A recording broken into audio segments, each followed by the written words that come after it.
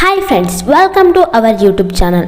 Friends, ನಾನು ಇವತ್ತಿನ ಈ ವಿಡಿಯೋದಲ್ಲಿ ಸ್ಲ್ಯಾಬ್ ಕ್ಲೀನಿಂಗ್ ಕ್ರ್ಯಾಕ್ ಸೊಲ್ಯೂಷನ್ ಬಗ್ಗೆ ನಿಮಗೆ ಈ ವಿಡಿಯೋದಲ್ಲಿ ಕ್ಲಿಯರ್ ಆಗಿ ಎಲ್ಲ ಇನ್ಫಾರ್ಮೇಷನ್ ಕೂಡ ತಿಳಿಸಿಕೊಡ್ತೀನಿ. ಫ್ರೆಂಡ್ಸ್, ಯಾವ ರೀತಿಯಲ್ಲಿ ಕ್ರ್ಯಾಕ್ಸ್ಗಳನ್ನು ಸರಿ ಮಾಡ್ಕೊಳ್ಬೇಕಾಗತ್ತೆ, ಅದಕ್ಕೆ ಆಗುವಂಥ ಅಮೌಂಟ್ ಎಷ್ಟು ಅನ್ನುವಂಥ ಎಲ್ಲ ಫುಲ್ ಡೀಟೇಲ್ಸ್ಗಳನ್ನು ಈ ವಿಡಿಯೋದಲ್ಲಿ ನಿಮಗೆ ಕ್ಲಿಯರ್ ಆಗಿ ಎಲ್ಲ ಕೂಡ ತಿಳಿಸಿಕೊಡ್ತೀನಿ.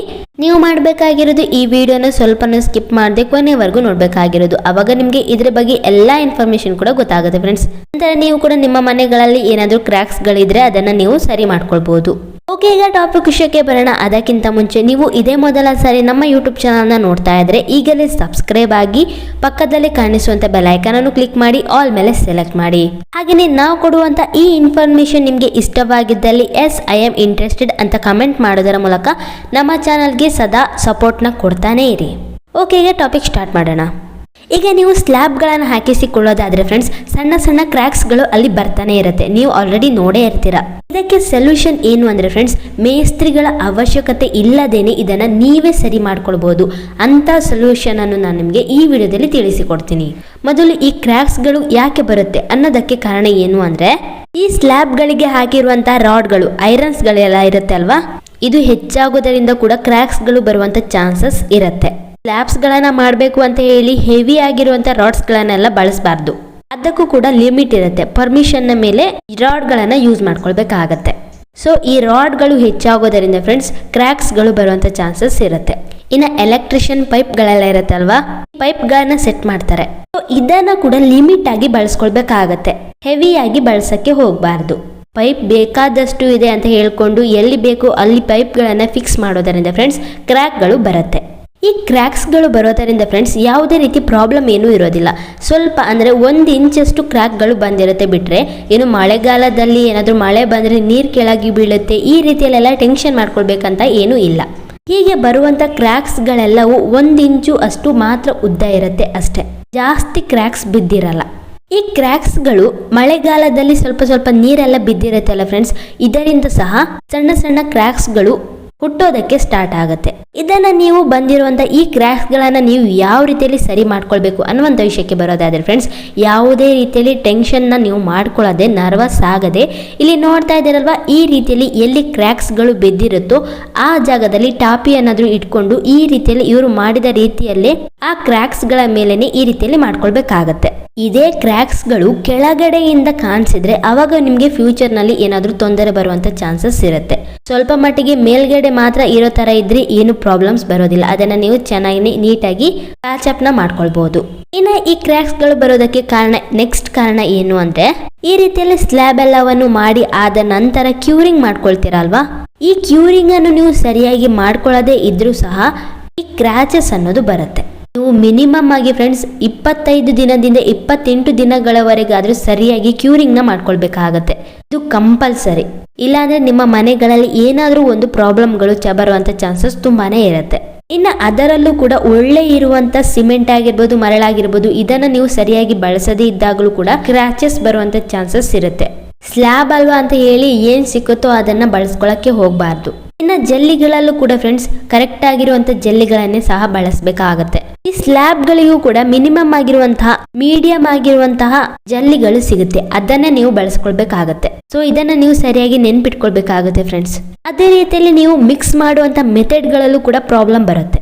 ಸೊ ಈ ಮಿಕ್ಸಿಂಗ್ ಗಳನ್ನ ಕೂಡ ನೀವು ಸರಿಯಾಗಿ ಕರೆಕ್ಟ್ ಆಗಿ ಹದ ಮಾಡೋದರ ಮೂಲಕ ಮಿಕ್ಸಿಂಗ್ ನ ಮಾಡ್ಕೊಳ್ಬೇಕು. ಅಂದ್ರೆ 7 ಮೂಟೆ ಮರಳಿಗೆ ಫ್ರೆಂಡ್ಸ್ 1 ಸಿಮೆಂಟ್ ಚೀಲವನ್ನು ಹಾಕಿಕೊಂಡು ನೀವು ಚೆನ್ನಾಗಿ ಮಿಕ್ಸ್ ಮಾಡ್ಕೊಳ್ಬೇಕು. ಅವಾಗ ಅದು ಚೆನ್ನಾಗಿ ಮಿಕ್ಸ್ ಆಗೋದರ ಮೂಲಕ ಚೆನ್ನಾಗಿ ಸ್ಲ್ಯಾಬ್ ಗಳನ್ನ ಮಾಡೋದಕ್ಕೂ ಕೂಡ ನೀಟಾಗಿ ಬರುತ್ತೆ. ಇಲ್ಲಿ ನೋಡ್ತಾ ಇದ್ದೀರಲ್ವಾ, ಈ ರೀತಿ ಮಿಷನ್ ಅನ್ನು ಇಟ್ಕೊಳ್ಳೋದರ ಮೂಲಕ ನೀವು ಮಿಕ್ಸಿಂಗ್ ನ ಮಾಡ್ಕೊಳ್ಳೋದರಿಂದ ಯಾವುದೇ ರೀತಿಯಲ್ಲಿ ಕ್ರ್ಯಾಚಸ್ ಬರೋದಿಲ್ಲ. ಇನ್ನು ಈ ಸ್ಲ್ಯಾಬ್ ಗಳನ್ನ ಮಾಡುವಾಗ ಈ ರಾಡ್ ಕೆಳಗಡೆ ಬ್ರಿಕೆಟ್ಸ್ ಗಳನ್ನ ಇಟ್ಟಿರ್ತಾರೆ. ಇದನ್ನ ನೀವು ಸರಿಯಾಗಿ ಇಡದೇ ಇದ್ದಾಗಲೂ ಸಹ ಕ್ರ್ಯಾಚಸ್ ಬರುವಂತ ಚಾನ್ಸಸ್ ಇರುತ್ತೆ. ಇನ್ನು ಇನ್ನೊಂದು ವಿಷಯ, ಈ ಸ್ಲ್ಯಾಬ್ ಗಳನ್ನ ನೀವು ಮಾಡುವಾಗ ಯಾವುದೇ ಕಾರಣಕ್ಕೂ ಈ ಸ್ಲ್ಯಾಬ್ ಮಾಡೋದು ಫಿನಿಶ್ ಆಗೋ ತನಕ ದಾಹ ಆಗುತ್ತೆ, ಸ್ವಲ್ಪ ರೆಸ್ಟ್ ಮಾಡೋಣ, ಊಟ ಮಾಡ್ಕೊಂಡು ಬರೋಣ, ಈ ರೀತಿಯಲ್ಲಿ ಅರ್ಧನೇ ಮಾಡಿ ಬಿಟ್ಟು ಹೋಗಬಾರ್ದು. ಯಾಕೆಂದ್ರೆ ಫ್ರೆಂಡ್ಸ್ ಇಲ್ಲಿ ಜಾಯಿಂಟ್ ಇರುತ್ತೆ ಅಲ್ವಾ, ಅದು ಸರಿಯಾಗಿ ಫಿಕ್ಸ್ ಆಗಿರೋದಿಲ್ಲ. ಈ ರೀತಿಯಲ್ಲಿ ಮಿಕ್ಸ್ ಆಗದೇ ಇದ್ದಾಗ ಈ ಸ್ಲ್ಯಾಬ್ಗಳಲ್ಲಿ ಕ್ರ್ಯಾಚಸ್ಗಳು ಬರುವಂತ ಚಾನ್ಸಸ್ ಇರುತ್ತೆ. ಸೊ ಫ್ರೆಂಡ್ಸ್, ಈ ಸ್ಲ್ಯಾಬ್ಗಳನ್ನ ನೀವು ಮಾಡುವಾಗ ಇದನ್ನು ಕಂಪ್ಲೀಟ್ ಮಾಡೋ ತನಕ ನೀವು ಇಳಿಯಕ್ಕೆ ಹೋಗಬಾರ್ದು. ಸೊ ಇದನ್ನ ಕೂಡ ನೀವು ಸರಿಯಾಗಿ ನೆನ್ಪಿಟ್ಕೊಳ್ಬೇಕಾಗತ್ತೆ. ಈ ಎಲ್ಲಾ ರೀತಿಯ ಮೆಥಡ್ಗಳು ಫ್ರೆಂಡ್ಸ್ ಈ ಸ್ಲ್ಯಾಬ್ನ ಮೇಲೆ ಕ್ರ್ಯಾಚಸ್ ಬರೋದಕ್ಕೆ ಕಾರಣವಾಗುತ್ತೆ. ಈ ಸ್ಲ್ಯಾಬ್ನ ಮಾಡ್ಕೊಳ್ಳೋದು ಕೂಡ ತುಂಬಾನೇ ಈಸಿ ಅಲ್ಲ, ನಿಮ್ಗೇನೆ ಗೊತ್ತಾಗ್ತಾ ಇದೆ ಅಲ್ವಾ. ಇನ್ನ ಈ ರೀತಿ ಮಾಡುವಾಗ ವೈಬ್ಲೇಟ್ ಗಳನ್ನ ಬಿಡ್ತಾರೆ. ಇದನ್ನ ನೀವು ಸರಿಯಾಗಿ ಬಿಡದೇ ಇದ್ದಾಗಲೂ ಸಹ ಕ್ರ್ಯಾಚಸ್ ಗಳು ಬರುತ್ತೆ. ನೋಡಿದ್ರಲ್ವಾ. ಈಗ ಈ ಕ್ರ್ಯಾಚಸ್ ಗಳನ್ನ ಯಾವ ರೀತಿಯಲ್ಲಿ ಕ್ಲಿಯರ್ ಮಾಡ್ಕೊಳ್ಬೇಕು ಅನ್ನೋದ್ರ ಬಗ್ಗೆ ಈಗ ನಾನು ನಿಮ್ಗೆ ತಿಳಿಸಿಕೊಡ್ತೀನಿ, ಸರಿಯಾಗಿ ತಿಳಿದುಕೊಳ್ಳಿ. ಮೊದಲು ಎಲ್ಲಿ ಕ್ರ್ಯಾಚಸ್ಗಳು ಬಂದಿರುತ್ತೋ ಅಲ್ಲಿ ನೀವು ಟಾಪಿಯಿಂದ ಈ ರೀತಿಯಲ್ಲಿ ಕುಟ್ಟಿದ್ರಲ್ವಾ, ಅದೆಲ್ಲವನ್ನು ಕೂಡ ನೀವು ಒಂದ್ಸರಿ ಕ್ಲೀನಾಗಿ ಒರೆಸ್ಕೊಳ್ಬೇಕಾಗತ್ತೆ. ಅಲ್ಲಿ ನಾನು ಅವಾಗಲೇ ತೋರಿಸಿದ್ನಲ್ವಾ, ನೀಟಾಗಿ ಗುಡಿಸಿಕೊಳ್ಬೇಕಾಗತ್ತೆ. ಇನ್ನು ನೆಕ್ಸ್ಟ್ ನೀವು ನೀಟಾಗಿ ಕ್ಲೀನ್ ಆಗಿರುವಂತ ಒಂದು ಬಾಂಡ್ಲಿಯನ್ನ ತಗೊಂಡು ಅದಕ್ಕೆ ಸ್ವಲ್ಪ ವಾಟರ್ನ ಹಾಕಿ ಸಿಮೆಂಟ್ನ ಹಾಕಿಕೊಂಡು ನೀರ್ ತರ ಮಾಡ್ಕೊಳ್ಬೇಕು, ಅಂದ್ರೆ ತಿಳಿ ರೀತಿಯಲ್ಲಿ ಮಾಡ್ಕೊಳ್ಬೇಕಾಗತ್ತೆ.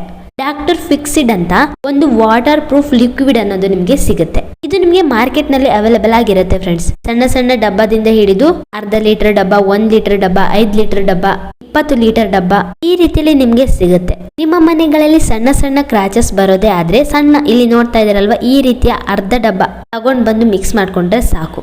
ಇಲ್ಲಿ ನೋಡ್ತಾ ಇದೀರಲ್ವಾ ಇವರು ಯಾವ ರೀತಿಯಲ್ಲಿ ಮಿಕ್ಸ್ ಮಾಡ್ಕೊಳ್ತಾ ಇದಾರೆ ಅಂತ, ಇದೇ ರೀತಿಯಲ್ಲಿ ನೀವು ಸಹ ಮಿಕ್ಸ್ ಮಾಡ್ಕೊಳ್ಬೇಕಾಗತ್ತೆ.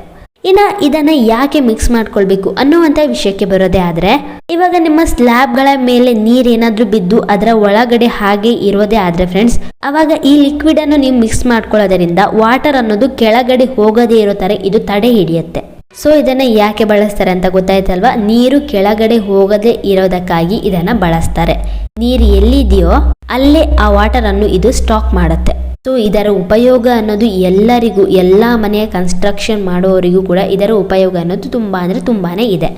ಈ ರೀತಿಯಲ್ಲಿ ನೋಡ್ತಾ ಇದಾರಲ್ವಾ, ಈ ರೀತಿಯಲ್ಲಿ ಚೆನ್ನಾಗಿ ಮಿಕ್ಸ್ ಮಾಡ್ಕೊಂಡ ಆದ ನಂತರ ಇಲ್ಲಿ ನೋಡ್ತಾ ಇದ್ದೀರಾ ಫ್ರೆಂಡ್ಸ್, ಅವಾಗಲೇ ನೀವು ಚೆನ್ನಾಗಿ ಗುಡಿಸಿ ನೀಟಾಗಿ ಮಾಡಿಟ್ಟಿದ್ದೀರಲ್ಲ, ಇದರ ಮೇಲೆ ನೀವು ಈ ತಿಳಿಯನ್ನ ಹಾಕಿಕೊಳ್ಳೋದರಿಂದ ಎಷ್ಟರವರೆಗೆ ಇದರ ಒಳಗಡೆ ಲೀಕೇಜ್ ಇರುತ್ತೋ ಅಷ್ಟು ಫುಲ್ ಇದು ಕವರ್ ಮಾಡ್ಕೊಳ್ಳುತ್ತೆ.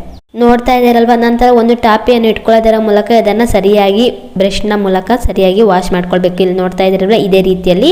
ಈಗ ಸಣ್ಣ ಕ್ರ್ಯಾಕ್ಗಳು ಬಂದರೂ ಸರಿ, 1 ಅಡಿ ತನಕ ನೀವು ಈ ರೀತಿಯಲ್ಲಿ ಮಾಡ್ಕೊಳ್ಬೇಕಾಗತ್ತೆ.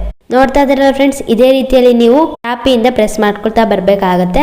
ನೋಡಿದ್ರಲ್ವಾ ಎಷ್ಟು ಈಸಿಯಾಗಿ ಮಾಡ್ಕೊಳ್ಬಹುದು, ಅದು ಕೂಡ ಮೇಸ್ತ್ರಿಗಳ ಅವಶ್ಯಕತೆ ಇಲ್ಲದೇನೆ ನೀವೇ ಸ್ವತಃ ಮಾಡ್ಕೊಳ್ಬಹುದು. ಇನ್ನು ಕೆಲವು ಮೇಸ್ತ್ರಿಗಳು ಏನ್ ಮಾಡ್ತಾರೆ ಅಂದ್ರೆ, ಸಣ್ಣ ಕ್ರ್ಯಾಕ್ ಅಲ್ಲಿ ಏನು ಆಗಲ್ಲ ಬಿಡಿ ಅಂತ ಹೇಳಿ ಸುಮ್ಮನಾಗ್ತಾರೆ. ಹಾಗಿದ್ದಾಗ ನಿಮ್ಮ ಮನೆಯಲ್ಲೇ ಇದ್ದವರು ಈ ರೀತಿಯಲ್ಲಿ ಮಾಡ್ಕೊಂಡು ಸರಿ ಮಾಡ್ಕೊಳ್ಬಹುದು. ಈ ರೀತಿ ಮಾಡ್ಕೊಳ್ಳೋದ್ರಿಂದ ನಿಮ್ಗೇನೆ ಉಪಯೋಗ ಬಿಟ್ರೆ ನಷ್ಟ ಏನು ಆಗೋದಿಲ್ಲ. ಮುಂದೆ ಬರುವಂತ ಫ್ಯೂಚರ್ ನಲ್ಲಿ ಯಾವುದೇ ರೀತಿಯಲ್ಲಿ ನಷ್ಟ ಬರೋದಿಲ್ಲ ಅಂತ ಹೇಳ್ತಾ ಇರೋದು ಅಷ್ಟೇ. ಹೀಗೆ ಮಾಡಿ ಆದ ನಂತರ ಇದ್ರ ಮೇಲೆ ನೀವು ಏನ್ ಮಾಡ್ಬೇಕಂದ್ರೆ, ಹಸಿ ಸಿಮೆಂಟ್ ಇರುತ್ತಲ್ಲ ಫ್ರೆಂಡ್ಸ್, ಅದನ್ನ ನೀವು ಈ ರೀತಿಯಲ್ಲಿ ಹಾಕಿಕೊಳ್ಬೇಕಾಗತ್ತೆ. ಆಗ ಅದು ಏನ್ ಮಾಡುತ್ತೆ ಅಂದ್ರೆ ಅದು ಚೆನ್ನಾಗಿ ಹೀರ್ಕೊಳ್ಳುತ್ತೆ, ಕೆಳಗಡೆ ಇರುವಂತ ತೆಳಿ ಇರುತ್ತೆ ಅಲ್ವಾ ಅದು. ಹಾಗೆಯೇ ಇನ್ನೊಂದು ವಿಷಯ ಏನು ಅಂದ್ರೆ, ತುಂಬಾನೇ ಬಿಸಿಲು ಇರುವಂತ ಟೈಮ್ ನಲ್ಲಿ ನೀವು ಇದನ್ನ ಮಾಡ್ಕೊಳ್ಳೋದಕ್ಕೆ ಹೋಗ್ಬಾರ್ದು. ಯಾಕೆಂದ್ರೆ ಈ ರೀತಿಯಲ್ಲಿ ಮಾಡ್ಕೊಳ್ಳುವಾಗ ಮತ್ತೆ ಕ್ರ್ಯಾಚಸ್ ಗಳು ಬರುವಂತ ಚಾನ್ಸಸ್ ಇರುತ್ತೆ ಅದ್ರ ಮೇಲೆನೆ. ಸೊ ನೀವು ಏನ್ ಮಾಡ್ಬೇಕು ಅಂದ್ರೆ, ಸಂಜೆ ಹೊತ್ತು 5:30 ಇಂದ 6:30 ಈ ಟೈಮ್ಗಳಲ್ಲಿ ನೀವು ಈ ಕ್ರ್ಯಾಚಸ್ ಅನ್ನು ಫಿಲ್ ಮಾಡ್ಕೊಳ್ಳೋದಕ್ಕೆ ಟ್ರೈ ಮಾಡಿ. ಆವಾಗ ಬಿಸಿಲು ಕೂಡ ಇರೋದಿಲ್ಲ, ಹೆಚ್ಚಾಗಿ ಇಬ್ಬನಿ ಕೂಡ ಬೀಳೋಲ್ಲ. ಇಲ್ಲೂ ಕೂಡ ಸಾಯಂಕಾಲದ ಹೊತ್ತಿನಲ್ಲೇನೆ ಮಾಡ್ಕೊಳ್ತಾ ಇದ್ದಾರೆ. ಬೇಕಾದ್ರೆ ಇಲ್ಲಿ ಸೂರ್ಯ ಕಾಣಿಸ್ತಾ ಇದೆ ಅಲ್ವಾ ಸ್ವಲ್ಪ ಸ್ವಲ್ಪ. ಒಂದ್ ವೇಳೆ ನೀವು ಮಧ್ಯಾಹ್ನ ನೀವು ಈ ರೀತಿಯಲ್ಲಿ ಕ್ರ್ಯಾಚಸ್ ಗಳನ್ನ ಸರಿ ಮಾಡಕ್ ಹೋದ್ರೆ ಖಂಡಿತವಾಗಿಯೂ ಮತ್ತೆ ಕ್ರ್ಯಾಚಸ್ ಗಳು ಅದ್ರ ಮೇಲೆ ಒಣಗಿದ ಮೇಲೆ ಬಿದ್ದೇ ಬೀಳುತ್ತೆ. ನೋಡಿದ್ರಲ್ಲ ಫ್ರೆಂಡ್ಸ್, ಎಷ್ಟು ನೀಟಾಗಿ, ಎಷ್ಟು ತುಂಬಾ ಬೇಗನೆ ಕಷ್ಟ ಪಡೆದೇನೆ ಈ ಕ್ರ್ಯಾಚಸ್ ಗಳನ್ನ ಫಿಲ್ ಮಾಡ್ಕೊಳ್ಬಹುದು ಅನ್ನೋದ್ರ ಬಗ್ಗೆ. ನಿಮ್ಗೆ ಈ ವಿಡಿಯೋ ಇಷ್ಟವಾಗಿದ್ರೆ ಫ್ರೆಂಡ್ಸ್, ಈ ವಿಡಿಯೋಗೊಂದು ಲೈಕ್ನ ಕೊಡಿ. ಫ್ರೆಂಡ್ಸ್ ಅಂಡ್ ಫ್ಯಾಮಿಲಿಗೆ ಶೇರ್ ಮಾಡೋದರ ಮೂಲಕ ನಮ್ಮ ಯೂಟ್ಯೂಬ್ ಚಾನಲ್ಗೆ ಸಪೋರ್ಟ್ನ ನೀಡ್ತಾನೆ ಇರಿ.